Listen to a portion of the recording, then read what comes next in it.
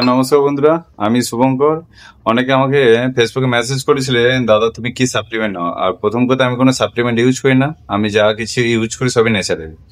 যে কোনো খাবার, ড্রাই ফ্রুটস থেকে শুরু করে ওটস, সবই ন্যাচারাল। আর আমি একটা সকালে মিল খাই, যে মিলটা আমি তোমাদেরকে সাজেস্ট করতে পারি, আমার ভিডিওর মাধ্যমে দেখাবো, তুমি সেটা দেখে নাও।